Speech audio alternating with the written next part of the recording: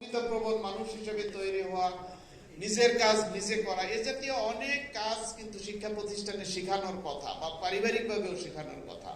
কিন্তু কিন্তু আনফরচুনেটলি আমরা আমাদের পরিবার, শিক্ষা প্রতিষ্ঠান বা আমাদের যে সমাজ পারিপার্শ্বিকতা, সেখান থেকে আমাদের যে সন্তানরা, আমাদের যে শিশুরা জন্ম নিচ্ছে বা বড় হচ্ছে, তাদেরকে কিন্তু আমরা সেই জ্ঞান দিতে পারছি না, সেভাবে তৈরি করতে পারছি না। তাদের সামাজিকীকরণ প্রক্রিয়ার ভিতর দিয়ে তারা কিন্তু সেই ভালো গুণগুলো অর্জন করতে পারছে না। তার ফলে কি হয়, এই মানুষগুলো, যেহেতু আমাদের পড়াশোনাটা সার্টিফিকেট নির্ভর, অর্থাৎ আমরা শিক্ষা প্রতিষ্ঠানে দিয়ে বাচ্চাদেরকে আমাদের গার্জিয়ানরাও মনে করে একটা A+ পাওয়া, শিক্ষকরাও মনে করে একটা A+ পাইলে বাস ভালো রেজাল্ট করছে, আমার ছেলে মেয়ে ভালো লেখাপড়া শিখছে। কিন্তু এটি একটি ভুল ধারণা। একটি ছেলে মেয়ের একজন ভালো মানুষ হওয়ার জন্য, ক্রিয়েটিভ মানুষ হওয়ার জন্য, সুবিবেচক হওয়ার জন্য যে জ্ঞান দরকার, তার ভিতরে যে জ্ঞান ঢোকা দরকার, সেটি না হয়ে যদি শুধু পরীক্ষার সার্টিফিকেটটা আমি মনে করি আমরা, সেটি কিন্তু ঠিক না। তো আমাদের বাংলাদেশের যে পরিবেশ পরিস্থিতি এখন আমরা দেখি, সেখানে আমরা দেখি আমাদের ছেলেমেয়েরা বা আমাদের যুবকরা অনেকেই ব্যর্থ হচ্ছে। তারা ভালো লেখাপড়া না করার কারণে একটি ভালো জব খুঁজে পাচ্ছে না, বা কোনো ব্যবসা করতে পারছে না, অথবা তারা ডিরেইল হচ্ছে, তারা ইয়াবা খাচ্ছে, মাদক খাচ্ছে, তারা নানা রকমের মানুষের প্রতি খারাপ ব্যবহার করছে, মানুষের সাথে প্রতারণা করছে, মানুষকে ঠকাচ্ছে, মানুষের কিভাবে অবৈধ পথে, অন্যায় পথে টাকা রোজগার করবে সেদিকে ধাবিত হচ্ছে। এরকম কিছু সিনারিও আছে আমাদের সমাজে প্রচলিত। তো সেই জায়গাটাতে আপনারা, এই যে যারা এখানে আছেন, নিশ্চয়ই আপনারা, আমি বলবো যে আপনারা অত্যন্ত ভালো বোধ সম্পন্ন মানুষ হিসাবে নিজেকে মানে তৈরি করছেন, এবং ভবিষ্যতে আপনারা ভালো করবেন। যাই হোক, দুটি কথা বললাম, কিন্তু আজকের যে বিষয় এসডিজি, এবং এই এসডিজি সম্পর্কে একটু আগে আমাদের অতিরিক্ত সচিব মনিরের কাছ থেকে আমরা একটি প্রেজেন্টেশন দেখলাম। সেই প্রেজেন্টেশনে আপনারা বুঝতে পেরেছেন যে এখানে 17টি গোল আছে এবং 169টি টার্গেট আছে। এই গোলগুলো হলো, খুব সংক্ষেপে বলতে গেলে, যদিও সে দেখিয়েছে স্ক্রিনে, যে গোল 1 সেটি দারিদ্র বিমোচন, গোল 2 সেটি ক্ষুধা মুক্তি, গোল 3 সেটি সুস্বাস্থ্য, হেলথ অ্যান্ড ওয়েলবিং, আর গোল 4 যেটি সুশিক্ষা, গোল 5 যেটি নারী পুরুষ বৈষম্য বা জেন্ডার ইকুয়ালিটি, তারপরে গোল 6 যেটি ওয়াটার স্যানিটেশন, গোল 7 কি মানে গোল 7 বিদ্যুৎ, তারপরে গোল 8 যেটি ডিসেন্ট ওয়ার্ক বলে, ডিসেন্ট ওয়ার্ক মনির এগুলো বলেছে, এগুলো আমিও একটু একটু করে বলবো আপনাদের বোঝার জন্য। তা গোল 9 হলো ইন্ডাস্ট্রি ইনোভেশন, গোল 10 হলো মানুষে মানুষে বৈষম্য কমানো, গোল 11 হলো কি মানে 11 হলো আরবানাইজেশন, সিটিজ। তারপরে গোল 12 হইলো, খুব ইন্টারেস্টিং, রেসপন্সিবল কনজাম্পশন যেটি বলা হয়েছে, পরিমিত ভোগ, যেটি অপচয় করো না, অপচয়কারী শয়তানের ভাই, সে বলেছে, এটি হলো গোল 12। গোল 13 হলো এনভায়রনমেন্ট, গোল 14 হলো লাইফ আন্ডার ওয়াটার, গোল 15 হলো লাইফ অন ল্যান্ড, গোল 16 হলো peace, justice and strong institution, শান্তি ন্যায় বিচার, আর গোল 16 হইলো না 17 গোল 17 হইলো পার্টনারশিপ বা সহযোগিতা। এই হলো এসডিজির 17টা গোল। আপনারা বুঝতে পারতেছেন, এই এসডিজির সবগুলো গোলই কিন্তু যদি আমরা বিচার বিশ্লেষণ করি, তাহলে এগুলো মানুষের উন্নয়ন কেন্দ্রিক, মানুষের শান্তি কেন্দ্রিক, মানুষের কল্যাণ কেন্দ্রিক, এবং এই জিনিসগুলো, এই গোলগুলো একটা আর একটার সাথে কিন্তু ইন্টারলিঙ্কড এবং ইম্প্যাক্ট হয়। আপনি যদি একটাতে কাজ করেন তাহলে আরেকটা অর্জন হয়, আরেকটায় সহযোগিতা হয়, এরকম আর কি। তো যে কথাগুলো আমি বলতে চাচ্ছি, এই যে এসডিজির গোলগুলো 2015 সালে জাতিসংঘ গ্রহণ করেছে, এটির উদ্দেশ্য হলো যে আসলে তাদের মূল অ্যাটেনশনটা ছিল আমাদের পৃথিবীর জাতিসংঘভুক্ত যে দেশগুলো আছে, তার অনেকগুলো দেশ আছে যেখানে মানুষ অত্যন্ত দারিদ্র পীড়িত, ক্ষুধা দারিদ্র্যের ভিতরে বসবাস করে। আবার যেমন আফ্রিকার দেশগুলো আছে, যারা কঙ্কালসার চেহারা আপনারা মাঝে মাঝে টেলিভিশনের পর্দায় বা বিভিন্ন পেপার পত্রিকায় দেখে থাকবেন, যারা অত্যন্ত দারিদ্র, তাদের কথা বর্ণনা করা যায় না, এরকম খুব অসহায় মানবেতর জীবনযাপন করে। আবার কিছু মানুষ আছে যারা অত্যন্ত উচ্চ কি বলে সম্পদের ভিতরে বসবাস করে, তারা অপচয় করে, তারা অনেক ভোগ করে, এরকম আছে। তো যে জিনিসটি এসডিজি জাতিসংঘ মনে করলো যে কোনো মানুষ যেন পিছিয়ে না থাকে, সকল যারা পিছিয়ে আছে তাদেরকে আমরা চেষ্টা করে আমরা তাদেরকে কি বলে তাদেরকে যাতে এগিয়ে আসতে পারে, তারা যাতে ভালো থাকতে পারে, ভালো খেতে পারে, তারা যাতে শান্তিতে থাকতে পারে, সেরকম একটি অবস্থা, সামাজিক অবস্থা তৈরি করতে হবে। তো সেটি করার জন্য আসলে এই এসডিজির গোল, যেটির অ্যাটেনশনই হলো, যেটি মনির যেটি বুঝিয়েছে, যে এই এসডিজির গোলগুলোকে যদি আমরা খুব বিশ্লেষণ করি তাহলে আমরা দেখব এর ভিতরে তিনটা ডাইমেনশনে ডেভেলপমেন্টের কনটেক্সট আছে। তিনটা ডাইমেনশন। একটা ডাইমেনশন হলো সোশ্যাল ডাইমেনশন, সামাজিক। আরেকটা ডাইমেনশন হলো প্রসপেরিটি, যেটা ইকোনমি, সামাজিক, অর্থনৈতিক এবং পরিবেশগত, যেটাকে এনভায়রনমেন্টাল ডেভেলপমেন্ট বলা হয়। তাহলে এই তিনটা ডেভেলপমেন্ট হলো এই এসডিজির 17টা গোলের ভিতরে খুব ফোকাস করা আছে। এবং আরো দুইটা আছে, গোল আছে, যেগুলো হলো পিস, জাস্টিস, এই একটা হলো 16 নাম্বার, আর 17 নাম্বার হলো পার্টনারশিপ বা সহযোগিতা, যেটি মানুষের সমাজে শান্তির জন্য সহযোগিতা লাগে। শান্তি থাকলে তবেই না মানুষ, তার সম্পদ যতই থাকুক, যদি শান্তি না থাকে তাহলে তো লাভ নাই, তাই না? এই কারণে শান্তিটা খুব অপরিহার্য। মানুষের মানে ভ্রাতৃত্ব, বন্ধুত্ব, সম্প্রীতি, শান্তি, এগুলো খুবই জরুরি।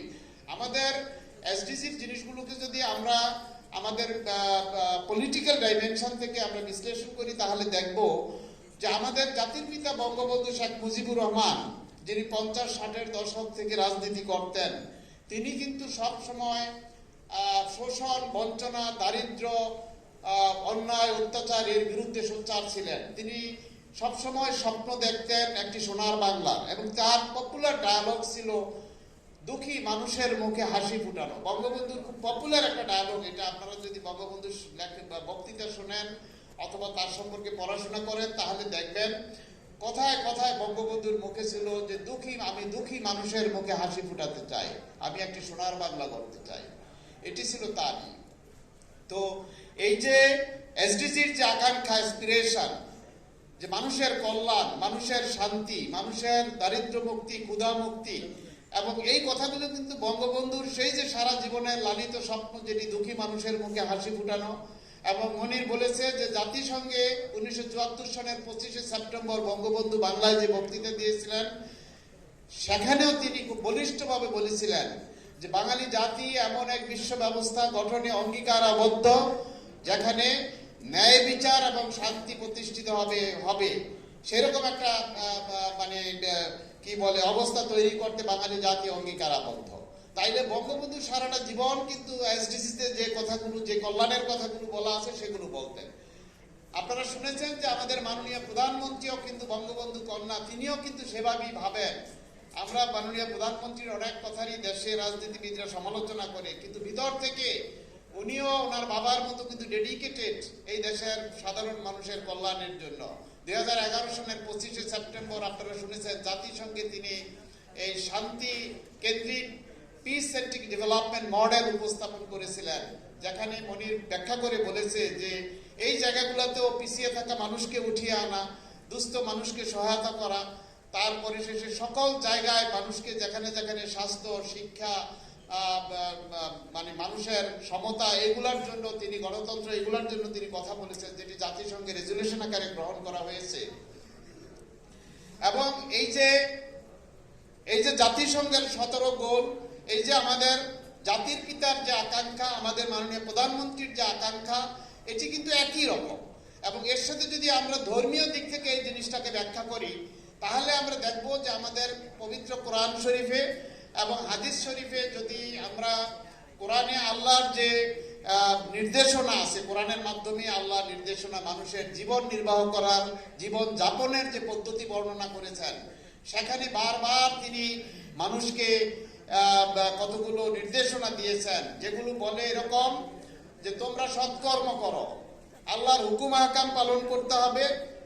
এরপরই বলা হয়েছে যে তোমরা মানুষের প্রতি ন্যায় বিচার করো, সৎকর্ম করো, মানুষকে সহযোগিতা করো, মানুষের কল্যাণ করো। ওই যে এর আগে আরেকটা শুনাইলাম আমি, যে মানুষ আল্লাহ বলছে যে তুমি আমার জীবের প্রতি সদয় হও, আমি তোমার প্রতি সদয় হব। কোরআনের বাণী, আমি বাংলা আরবিটা মনে নাই এই মুহূর্তে। যাই হোক, কোরআনে বারবার এই কথাগুলোই বলা হয়েছে। কোরআনকে যদি আমরা বাংলা, আপনারা নিশ্চয়ই এখন বাংলা খুব অ্যাভেলেবল, বাংলা সব আছে, আপনারা পড়বেন মাঝে মাঝে। আরবি পড়ে কিন্তু বোঝা যায় না। বাংলা পড়লে আপনারা দেখবেন শুধু আল্লাহর একত্ববাদে বিশ্বাস করা, আল্লাহর কিছু হুকুম আহকাম আছে, নামাজ পড়া, রোজা রাখা বা তার কিছু করা, এগুলো আছে। এর বাইরে বলছে তুমি তোমার কর্মসংস্থানের জন্য, তোমার রুটি রুজির জন্য তুমি কাজ করো, কিন্তু তুমি তোমার সামাজিক জীবনটা কিভাবে নির্বাহ করবে, এটি হলো মানুষের কল্যাণ, মানুষকে সহযোগিতা করা। তোমার পাড়া পার্শ্ববর্তী মানে তোমার পড়শি যেন না খেয়ে থাকে, না থাকে, তোমার পড়শি যেন মানে খারাপ অবস্থায় না থাকে, তুমি তাকে সহযোগিতা করো। এভাবে করে ন্যায় বিচার কেন্দ্রিক, মানুষের কল্যাণ কেন্দ্রিক যত রকমের কথা আছে সবই কোরআন শরীফ, হাদিস শরীফের ভিতরে আছে। এবং এগুলোকে আমরা যদি কোরআনের বিভিন্ন বাণীকে আমরা যদি এসডিজির প্রতিটা গোলের সাথে মিলাই, তাহলেও কিন্তু মিলাইতে পারি। যেমন গোল 1, 2 যেটি দারিদ্র বিমোচন এবং হাঙ্গার বা ক্ষুধা আছে, এটি কিন্তু কোরআনে বলা আছে যে তোমার পড়শিকে তোমার দেখতে হবে, তোমাকে জাকাত দিতে হবে। জাকাত দিলে কিন্তু গরিব মানুষ যারা কিন্তু অসুবিধায় থাকে না, এগুলো কিন্তু এসডিজি 1, 2 এর সাথে যায়। আবার 3 নাম্বার গোল যেটি সুস্বাস্থ্য রক্ষা, এই সুস্বাস্থ্য রক্ষার ক্ষেত্রেও কিন্তু অনেক আছে, নিরোগ থাকা। একটা আছে যে মুসা নবী আল্লাহর সাথে কথা বলতেন, মুসা নবী আল্লাহর সাথে ডাইরেক্ট কথা বলতেন। তো একদিন মুসা নবী আল্লাহকে বলছেন যে হে আল্লাহ, যে আমি যদি তোমার জায়গায় হইতাম আর তুমি যদি আমার জায়গায় হইতা, তাহলে তুমি আমার কাছে কি চাইতা? আল্লাহ মুসা নবীকে জিজ্ঞেস করতেছে। তো আল্লাহ বলতেছে যে আমি চাইতাম সুস্বাস্থ্য। সুস্বাস্থ্য, একজন মানুষ যদি সুস্বাস্থ্যের অধিকারী হয়, তাইলে দেখেন সে কিন্তু কাজ করতে পারে, তার কিন্তু কোনো অসুবিধা থাকে না। কিন্তু যদি সুস্বাস্থ্যের অধিকারী না হয়, তাহলে সে কিন্তু কোনো কাজ করতে পারে না, তার দারিদ্রতা থাকে, তার নানা রকমের অশান্তি থাকে, খুবই মিজারেবল লাইফ তাকে লিড করতে হয়। তো সেই জন্য হেলথ অ্যান্ড ওয়েলবিং, এই যে গোলটি আছে, এটি খুবই গুরুত্বপূর্ণ একজন মানুষের সুস্থভাবে বাঁচা এবং তার শান্তি, তার সমৃদ্ধি বলি, তার কাজ বলি, এগুলোর জন্য। আমাদের দেশে দেখেন স্বাস্থ্য ব্যবস্থায়, আমরা স্বাস্থ্য বলতে শুধু এখনো আমাদের দেশের আমাদের যে ব্যবস্থাপনা আছে তাতে আমরা মনে করি যে আমার অসুখ হবে, আমি ডাক্তারের কাছে যাব, ডাক্তার চিকিৎসা করবে, এটি স্বাস্থ্য ব্যবস্থা। আসলে না, স্বাস্থ্য ব্যবস্থা হলো একজন মানুষ তার সুস্বাস্থ্য কিভাবে রক্ষা করবে, তার খাদ্যাভ্যাস কি হবে, তার নিউট্রিশন, ভিটামিন, তার পরিমিতি, খাদ্যের পরিমিতি, তার ফ্রেশ কুক খাবার, তার অনেক রকমের জিনিস আছে যেগুলো এর ভিতরে অন্তর্ভুক্ত। আমাদের নবীর একটা হাদিস আমি এখন সবসময় স্মরণ করি, প্রতিপালনের চেষ্টা করি। খাবারের ব্যাপারে আমাদের নবীর নির্দেশনা আছে, বা তার যে মানে কি বলে, তিনি যেটি অনুসরণ করতেন সেটি এরকম। নবী বলছেন যে পেটকে 3 ভাগ করবা, 1 ভাগ খাবার, আরেক ভাগ পানি, আরেক ভাগ খালি থাকবে। এটি দেখা গেছে যে অত্যন্ত সাইন্টিফিক একটি কথা। আপনি যদি খাবার পেটের স্টোমাক পূর্তি করে খান, তাহলে এই পুরাটা খাবার ডাইজেস্ট করা যায় না, এবং ডাইজেস্টের অবশিষ্ট যেগুলো থাকে এগুলো টক্সিন আকারে শরীরে জমা হয় এবং শরীর অসুস্থ হয়। সেই কারণে খাবার মানে ফুল পেট না খায়া কিছু খালি রেখে খাওয়া আসলে এটি ঠিক। আমাদের এই জিনিসগুলো জানতে হবে, চর্চার বিষয়, জানার বিষয়। এগুলো আমাদের ধর্ম, বিশেষ করে কোরআন, হাদিস এবং আমাদের যে এসডিজির যে কথাগুলো আছে, এগুলো একই রকমের, মানুষের কল্যাণ কেন্দ্রিক। মানুষ কিভাবে ভালো থাকবে, কিভাবে মানুষ শান্তিতে থাকবে, সেই বিষয়ে এই কথাগুলো আছে। এই যে এডুকেশন নিয়ে কথা আছে এসডিজিতে, এটা হলো 4 নাম্বার গোল। এডুকেশনে এবার বলা হয়েছে এসডিজিতে কোয়ালিটি এডুকেশন। দেখেন, এডুকেশন আমরা আগে কিন্তু অ্যাটেনশন দিতাম যে এনরোলমেন্ট। এনরোলমেন্ট মিনস যে আপনি স্কুলে গিয়ে ভর্তি হবেন, এটা কি আমরা শিক্ষিত বা শিক্ষারই ধরবো, সিগনেচার কতজন করতে পারে, এটি তো আমাদের সংখ্যা অনেক কম ছিল। এটা এই গত 15 বছর 20 বছর আগেও এটা 50%, 47-50% ছিল। এখন যদিও এটা 80-র কাছে গেছে। তো এখন এই যে কোয়ালিটি এডুকেশন বলা হয়েছে, এটি কি জন্য? কোয়ালিটি এডুকেশন মিন্স যে এডুকেশন একজন মানুষকে একটা কোয়ালিটি মানুষে পরিণত করে, যে এডুকেশন নিলে আপনি একজন সুবিবেচক হবেন, আপনি একজন ভালো মানুষ হবেন, আপনি স্কিল হবেন, আপনি একটা কাজ সুন্দর মতো করতে পারবেন, আপনার বিবেচনা বোধ তৈরি হবে, আপনি মানুষের প্রতি সমাজের প্রতি দায়িত্ব পালন করতে পারবেন, আপনাকে মানুষ শুধু শুধু বকা দিবে না বা মানুষের শুধু শুধু বিরক্ত হবে না আপনার আচরণে, আপনি ভালো মানুষ হবেন, আপনি স্কিল দক্ষ মানুষ হবেন, আপনি একটি ভালো কাজ চাকরি করবেন অথবা ব্যবসা করবেন, তার মাধ্যমে আপনি ভালো রোজগার করবেন, আপনি পরিবার সমাজ নিজের প্রতি দায়িত্ব পালন করবেন, আপনি সুখে শান্তিতে থাকবেন, এটাই প্রত্যাশিত। এবং এই কোয়ালিটি এডুকেশন না থাকলে কিন্তু ডিসেন্ট ওয়ার্কে যুক্ত হওয়া যায় না, যেটি 8 নম্বর গোল এসডিজি। ডিসেন্ট ওয়ার্ক বলা হয়েছে, ওয়ার্ক না শুধু, ওয়ার্ক উইথ স্কিল এবং জ্ঞান, প্রকৃত জ্ঞান নিয়ে। তো এই জিনিসগুলো এসডিজির প্রতিটা জিনিসই কি একজন মানুষকে একজন কোয়ালিটি মানুষে পরিণত করে, একজন মানুষকে একজন বিবেচক সুবিবেচক মানুষে পরিণত করে, একজন মানুষ একটা পরিবার সমাজে খুব একজন মানবিক মানুষ ভালো মানুষ হিসেবে নিজেকে প্রতিষ্ঠিত করতে পারে, সেই জায়গাগুলোতে এই কি বলে সেভাবে তৈরি করে। তো সেই কারণে আমি মনে করি যে এসডিজি আমাদের রাজনৈতিক দর্শন, পলিটিক্যাল কমিটমেন্ট এবং আমাদের ধর্মীয় মূল্যবোধ, ইসলাম ধর্মে আমাদের বা বিভিন্ন ধর্মেই কিন্তু এই হিউম্যানিটি, মানবিক মূল্যবোধ, সততা, মোরালিটি, এই জিনিসগুলো কিন্তু সকল ধর্মেই আছে। কাজে আমরা যদি সমাজে নিজেদেরকে ভালো মানুষ হিসেবে প্রতিষ্ঠিত করতে চাই, আমরা যদি শান্তিপূর্ণভাবে বসবাস করতে চাই, তাহলে শুধু আমরাই না, আমাদের পাড়া প্রতিবেশী বন্ধু বান্ধব যারা আছে সকল মানুষকে সহযোগিতা করে তাদেরকে নিয়েই আমাদেরকে ভালো থাকতে হবে, সমাজে শান্তিপূর্ণ একটা সমাজ তৈরি করতে হবে। এবং আমরা আমাদের ব্যবসা বাণিজ্য চাকরি যাই করি না কেন, আমরা যদি এভাবে নিজেরা সামাজিক দায়িত্ব পালন করি, নিজেরা নিজেদেরকে সেভাবে তৈরি করি, তাহলেই এসডিজির গোল পূর্ণ হবে। এবং আমাদের ধর্মীয় দিক থেকেও আমরা যেটি আল্লাহর নির্দেশ আছে বা আমরা কল্যাণের পথে আমাদের নিজেদেরকে সেভাবে পরিচালিত করতে পারবো। আল্লাহ কোরআন শরীফে বারবার বলছেন যে মানুষকে বেহেশতে আর দোজখে নিবে, এটি তার কর্মের উপরে। সে যে কাজ করবে, পুণ্যের কাজ করলে করবে এবং পাপের কাজ করবে, পাপ আর পুণ্য দুইটা দাঁড়িপাল্লা মিজানে দেয়া হবে। সেই দাঁড়িপাল্লার ভিতরে যেটার ওজন বেশি হবে অর্থাৎ পাল্লা ভারী হবে, তাকে সেই দিকেই নেওয়া হবে। সে যদি পাপের পাল্লা ভারী হয় তাহলে দোজখে নিয়ে যাওয়া হবে, আর যদি পুণ্য বা ভালো কাজের পরিমাণ বেশি হয় তাহলে তাকে দেওয়া বেহেশতে নিয়ে যাবে। এটি ধর্মীয় কথা। আবার ঠিক একইভাবে দুনিয়াতেও আমরা যদি ভুল সিদ্ধান্ত নেই, আমরা যদি খারাপ কাজ করি, তাহলে এর ফলাফল খুব খারাপ হয়, আমরা অশান্তি ভোগ করি, আমরা এটার খারাপ রেজাল্ট দেখি।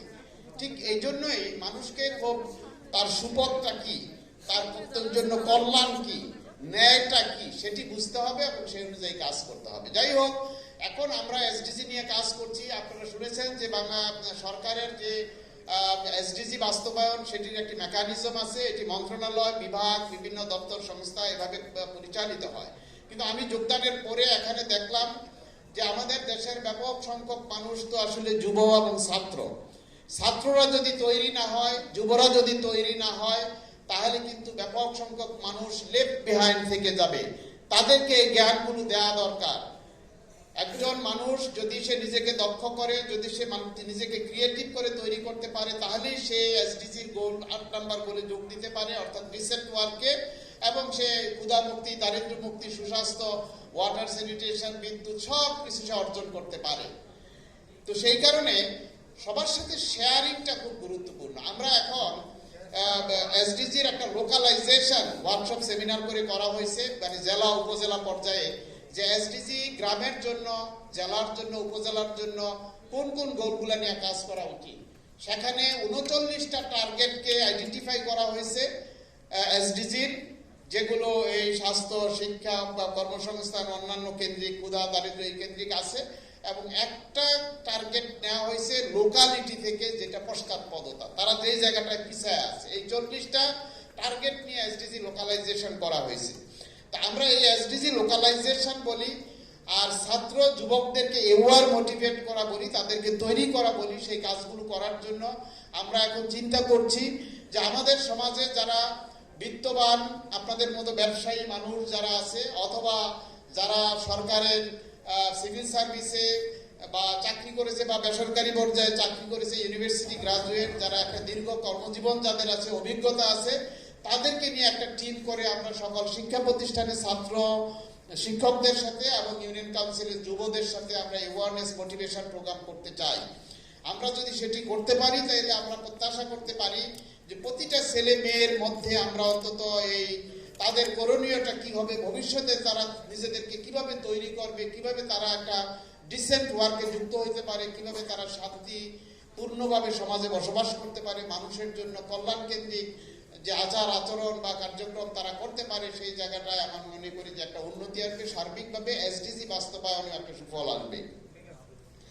আমরা আমাদের একটা পরিকল্পনা আছে, প্রতিটা জেলায় আমরা একটা এসডিজি রিসোর্স পুল করতে চাই, যে পুলে সরকারি বেসরকারি চাকরিতে রিটায়ার অথবা চাকরিজীবী অথবা ব্যবসায়ী অথবা পেশাজীবী অথবা শিক্ষক সকল শ্রেণীর মানুষদেরকে, দক্ষ মানুষদেরকে নিয়ে আমরা রিসোর্স পুলটা করব। তারা শিক্ষা প্রতিষ্ঠান এবং ইউনিয়ন কাউন্সিল বেসিসে সকল মানুষের সাথে এই অ্যাওয়ারনেস মোটিভেশন প্রোগ্রামগুলো করবে।